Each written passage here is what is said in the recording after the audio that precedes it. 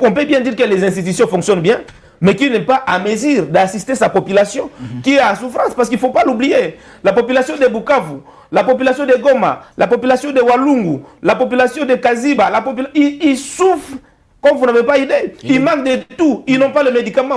Il n'y a pas moyen que les aides même humanitaires puissent arriver. Ils n'ont pas à manger, ils n'ont pas de l'eau potable. Les enfants ne vont pas à l'école dans tous ces coins-là.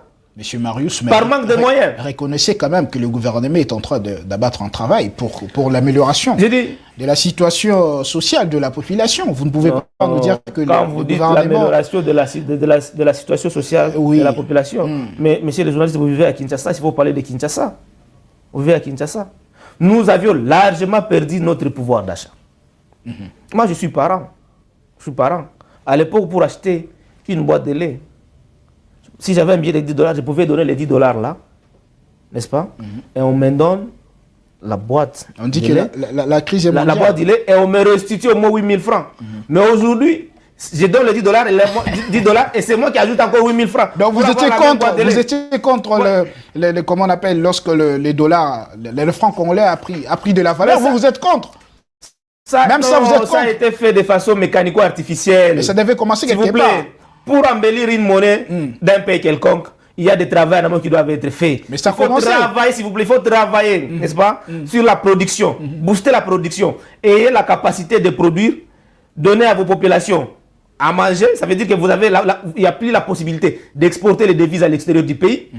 Et l'excédent de votre production, vous vendez à l'extérieur, vous faites encore rentrer les devises. Plus les devises entrent en grande quantité dans notre pays, ça donne de la valeur à notre monnaie locale. Donc vous réclamez vos 8 000 francs. Qu'est-ce qu'on a fait? Nous avons largement perdu notre pouvoir d'achat.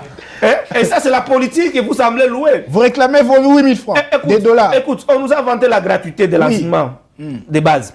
Si cette gratuité-là était effective, et j'ai mis tout le monde à défi, c'était vraiment efficace et de qualité. Les écoles privées qui pillent la Kinshasa à le fermer. Parce qu'aucun parent ne peut vouloir aller donner l'argent dans l'école privée pendant qu'il se rassure de la qualité des bons enseignements chez l'État. Et tous ces politiques-là, qui louent la gratuité, c'est un droit constitutionnel, mais qui devrait être bien encadré.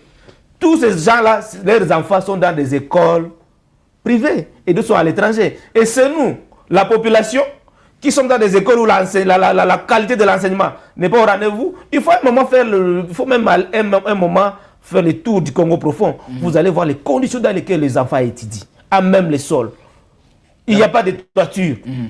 Vous avez des enseignants qui ne sont pas formés. Et ça laisse à désirer. Donc il y a beaucoup de choses à faire.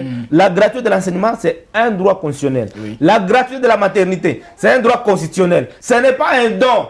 Parce que je vois beaucoup de gens passer dire non, le chef de l'État a fait la gratuité de l'enseignement. Non, mais c'est lui qui a commencé à concrétiser